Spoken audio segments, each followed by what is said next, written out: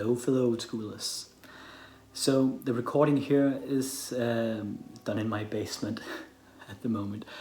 What we're about to see here has some technical difficulties. The tail end of the recording did not record properly because though I was out of hard drive, these videos take up a lot of room on my phone. But one of the mates was a good sport and he lended me his camera, and I need to get a hold of that, and we have all the other matches of the tournament recorded just fine.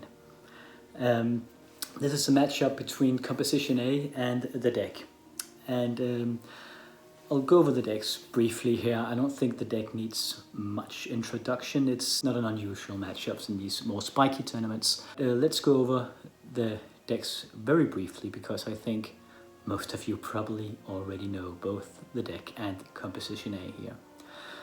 But in general, the deck is it's a control deck. It's blue and white as its core, and then it has usual other colors in it, like red for a little bit of burn sometimes. It always splashes black for demonic 2-turn mind twist. So color-wise, it's pretty similar to a lot of the other kinds of tier 1 decks we see in the old school format. I touched on that also at the game against the blue-white aggro deck.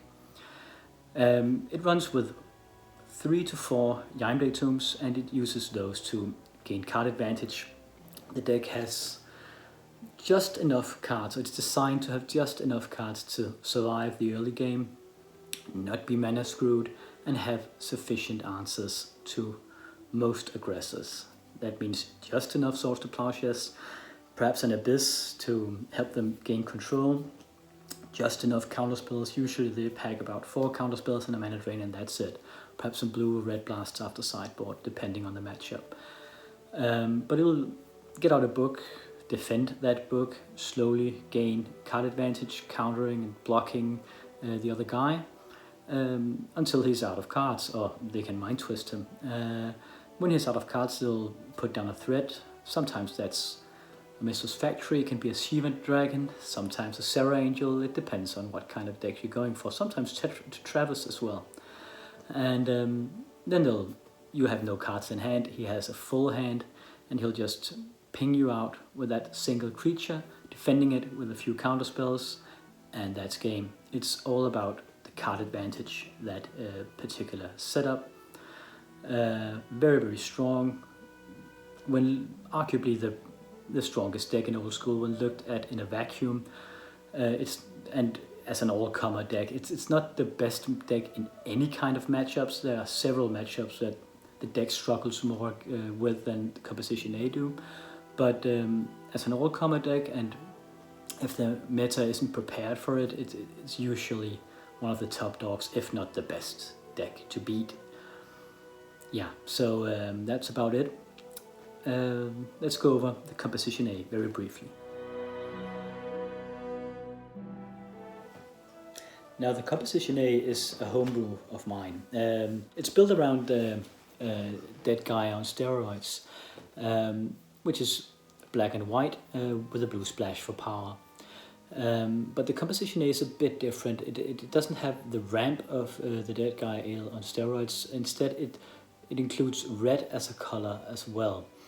And it does this in order to have much more of a combo dreams element to it, as it has Wheel of Fortune and Time Twister and the blue draw power to combo into the Underworld Dreams and do some direct damage through that. Red also provides it with some more removal, like lightning bolts, and it gains access to red blasts in the sideboard, which is a pretty nifty thing in old school against all the control and combo decks out there. The other half of the deck, well, one half is the Dreams combo element, the other half is pure aggro, mid-range, big beaters coming in, punching as much as they can. It's fully powered, so it does have some mana ramp through that, and a lot of removal with Swords to Plowshares, Disenchants, lightning bolts, sinkholes, stuff like that, just to clear the table of all the blockers, and then get in with a big fat Juicem Gin, just tearing shit up. So it's a fun deck to pilot. It has a lot of variable strategies to implement. It can burn, it can combo, it can just aggro the other guy down, duke it out in creature battles, stuff like that. It's pretty fun to play. So that's what I'm going for here. Regarding the problems against the deck, I think it's the weakest matchup at this point. One of the reasons is the lack of Unreal Dreams, or the lack of Dark Rituals. Without the Dark Rituals, it's very, very hard to get sideboard cards or Unreal Dreams out quick enough before the deck can counter it and gain control. The other problem with the Composition A is that it's very rowdy. I mean, it has 1 or 2 creatures out that's big and fat, and I mean, and its burn is like this 1 Wheel of Fortune with an Underworld Dreams. But if you counter that Wheel of Fortune, it fizzles. If you Swords to Plowshare or Spirit Link, do anything to that Usum Gen, it fizzles. And I think the way to beat the deck is not like this. You need to hit it from all sorts of different angles, death by 1,000 cuts, overwhelm his disenchants, overwhelm his removal. And the Composition A is not good with that. It would be something like a lot of small creatures, a lot of burn, Blackwise, perhaps even a cursed artifact. I mean, stuff that ping him all the time. And that is barely worth a counterspell, but there's just so much of it. The Composition A is not like that. It's like big movements. But it does have one thing going for it, and yeah, that's the Underworld Dreams. They're good against blue, what can I say? And if the Composition A pulls ahead and it has an Underworld Dreams out, it's like a chokehold, because the deck needs to accumulate a lot of cards in order to get back into the game and get its answers. And it's by under an Underworld Dreams, that'll just damage it further. So that's, I guess, my one ace in my sleeve. But yeah, another thing is it doesn't have glooms. My old deck had glooms. They're pretty nifty against the deck, especially when in combination with energy fluxes. But as I play white in this deck as well, glooms are out of the question. So yeah, it's gonna be a tough one, but let's see what will happen. I hope you'll enjoy it. Bye bye.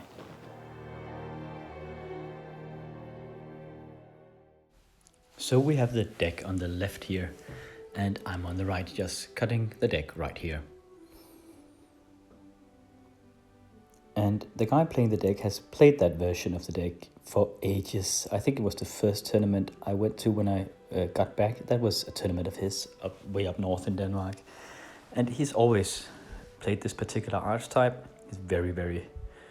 He's a lot of routine playing this particular deck. I think this one has some small tweaks to it. He has put in sushis to make it more aggressive. Usually he only wins with a factory. He's mulliganing down to 6 cards here. Okay, starting off here, yeah, all his cards are altered into Call of Cthulhu or H.P. Lovecraft themes. So that's a Felverstone behind all those tentacles. Okay, have a Badlands. He's casting a Time Walk here. Second turn. That's a Ancestor Recall. Yeah, so 3 cards. This is still his second turn. Sol Ring, Mox Jet. Underground Sea is his land drop here, and there's a Time Twister. Just an incredible start. He's up six cards at this point, something like that, and then gets a full draw 7 up. Flinging a bolt at him as a fast effect, and then yeah, then we have it drawing an entirely new hand, and all his blue power is getting back into the deck here. So he got the Time Walk, Ancestral Recall, and Time Twister all in one go. Emerald, Sol Ring, Felverstone, and Jet out with a couple of lands. So powerful opening. And also a single factory on top of it. So let's see what we can make happen here. At least it's tapped out.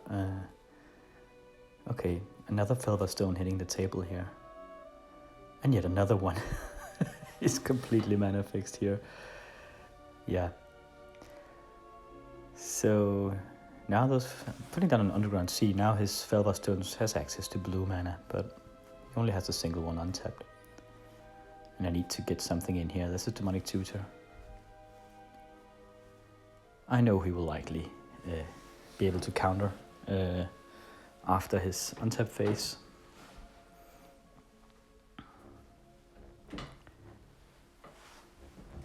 So I think I tutored for that Black Lotus and then getting in for Mind Twist of 2. It doesn't give me any card advantage, but I might get lucky and get some counter magic or removal. But I don't. City of Brass and the Sapphire, useless. He's completely mana fixed. But yeah, I might be on tilt. I can't remember, but I think it was just an effort to try and get some of his counter magic out so I could get stuff out myself. But now he's untapped. All the lands in the world. He'll never tap out again, I think. Not completely. There's a second Tundra. And now he balances his 2 cards left in hand. That's like a mind twist. So it was a good call that I got that Black Lotus, I suppose, and got some cards out of the way myself. Haven't drawn into any power here. And then he attacks with the factory for the first time. So now he only needs a book. At least we get a factory and time walking here. Okay. I think I kept that in hand. Okay, we got some lands here. Okay, revenge attacking. I suppose I need to keep the pressure up as a Chaos Orb. Yeah, he counters it. Was a bit of a risk to play it like that without being able to use it, but I wanted to draw a disenchant as well because I think I have an Undual Dreams in hand and I need that out. But use a counterspell on it. There's an Abyss, so he plays with them main deck. Along with his Swords to Plowshares. Coming over again with a factory. It's at 13 life. But I only have a single card in hand here. We're just trading blows. I'm at 14 life. He's just keeping back. That Abyss will destroy any non-artifact creature each upkeep. So I can't really get anything out until I remove it. Trying to Swords to Plowshare his factory here, but he counters my Swords to Plowshares. And that's what I mean. He's now defending his stuff here. Now time walking. So he can pull ahead in the damage race. I'm just lucky he hasn't drawn a book yet. Okay. There's one.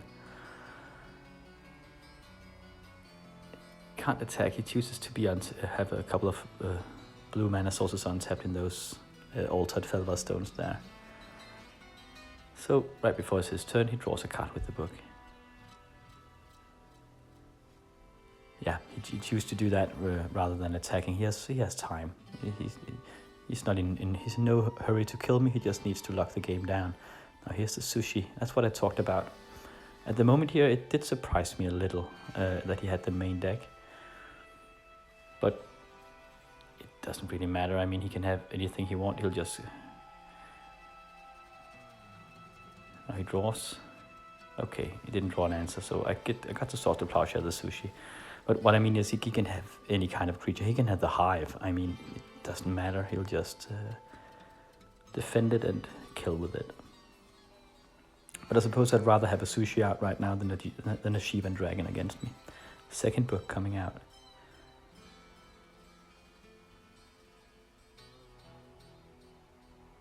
Okay, that's the Underworld Dreams. Draws with the Yamblade Tomb.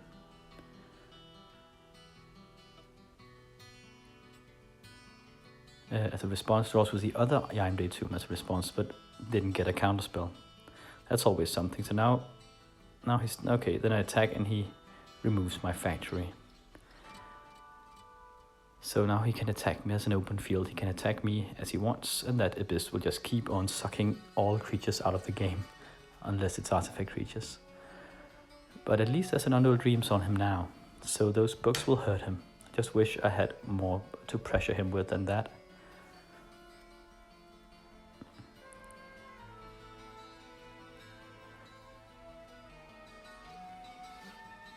need a disenchant on that abyss. Okay, there's one. Will he allow that? He draws a card.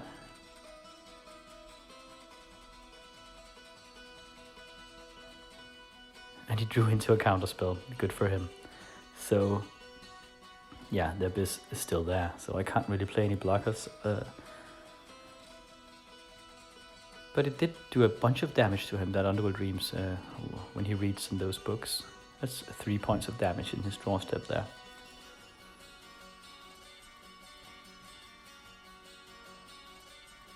Hitting me for 2. He's at 8 points of life and I'm at 9 right after his attack phase. So yeah, now he's recalling. This is probably pretty bad. I wonder what he'll get. Perhaps a disenchant against the Underworld Dreams and a counterspell. I think that would be what I would do. But no, he seems to be getting his blue power back. Or is it counterspells? I can't really see. It's a time walk. Yeah, it makes sense as well, I suppose.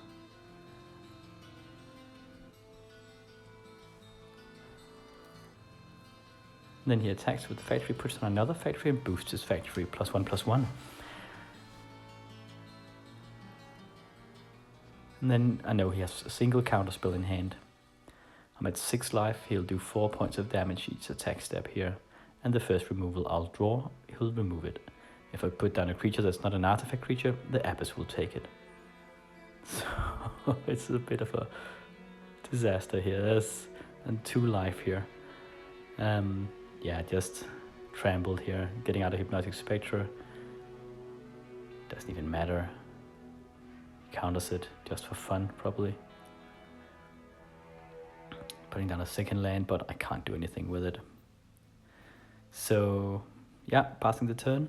Here comes the killing blow. Bam. That's the death of Composition A here. So yeah, 1-0 for the deck here. And remember, we don't have the entire match recorded, sadly, but we do have some of this set recorded, so it's better than nothing, I suppose. Yeah, Composition A couldn't keep up in that round. In the sideboard department, I've sideboarded in a couple of Energy Flux and some Red Blasts. Energy Flux in order to try and box him in. He has a lot of artifact mana. I can make the land destruction perhaps work better with the sinkholes if I can make him discard his artifact mana like Moxen and Felver Stones after I drop an Energy Flux. It will draw disenchants away from my Underworld Dreams. So that's the play. The Red Blast, well, is to block his power, and it's also to try and counter his counter magic. There's no way I'm going to win a counter war against the deck, but I could sometimes get like a very important play, kind of insist on that by backing it up with a Red Blast if needs be, and perhaps I'll be lucky and that'll be enough to punch in with it. What he's going to sideboard against me, I don't really know. Composition A is not easy to sideboard against because it's not a common tournament archetype, but I suppose Greater Realm of Preservation is seen sometimes. He could sideboard in blue or red blast against me, but that's fine. I don't have that much blue or red in the deck. Probably, perhaps more creature destruction, more City in the Bottles perhaps. Those are variants of things he could use against me, but we'll see. This is round number 2. And the deck is mulliganing down to 6 cards here, just giving it a quick shuffle. So it's going to be interesting what he'll draw into here. Luckily, we're on the play in this round.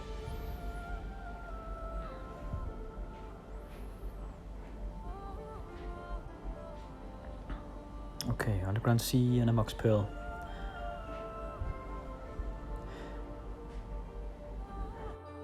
With a Tundra, and then it says recall turn 1 again. So yeah, he's already pulling ahead here, passing the turn to me.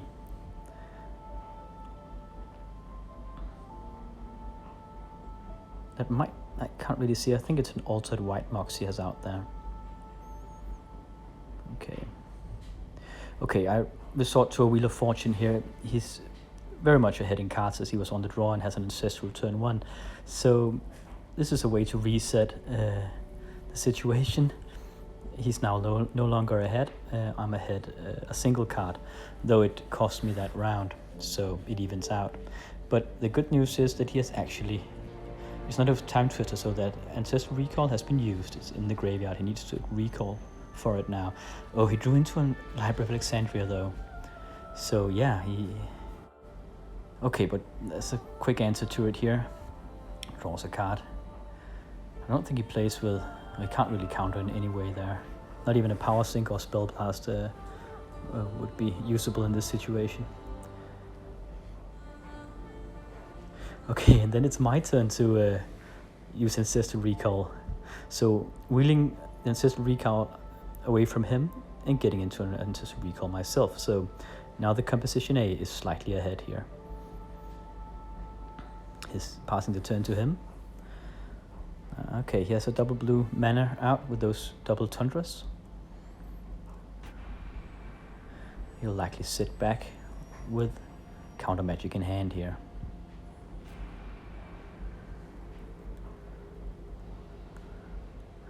Using the Moxen to play out a Chaos Orb. It's fine. Okay, it's a Black Lotus.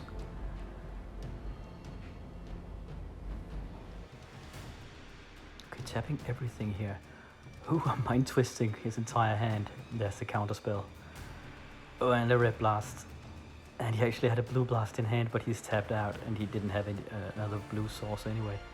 So yeah, that was the point to get in. Insisting on the play with that red blast there, winning a single counter war. So he's without a hand. This is very good. I mean, it's not in the bag yet. He has a lot of answers in the deck. He can. Okay, Underworld Dreams coming out. And Energy Flux is really under pressure here. Now it's up to him to what he's going to Chaos Orb here. Yeah, it's like a double luck, and no matter what he picks, I'm fine with having the other one in play. Just needs to move in fast until he draws into a new counter magic. So he likes to get rid of the Energy Flux, otherwise he'd lose his Moxen, and he wouldn't be able to play any artifact mana. But that's what I mean. Now he's behind, and there's that Dreams on him. He'll need to draw into a lot of cards in order to get back into the game, and the Underworld Dreams will punish him. Just Sink a Vampire. Oh, he has a counter spell. Lucky for him. Yeah, I just need to pray that he doesn't draw into a disenchant here. Okay, he's Brain Geysers for 3, taking a bunch of more damage from the Underworld Dreams here. And there's a Factory just coming over and punching him over the nose each turn.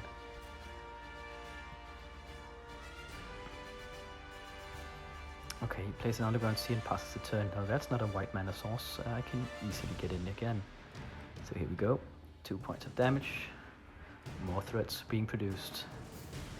So yeah, the chokehold is on and I'm pressing down. If you can, it's a bit morbid. Okay, he has a regrowth there, so, but he's almost dead. I don't think he has any removal in that graveyard. No disenchant. He has a Chaos Orb.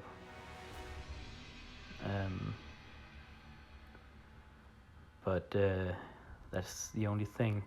What should he pick here? He has to pick. He has perhaps a Chaos Orb trying to take out the Sushi.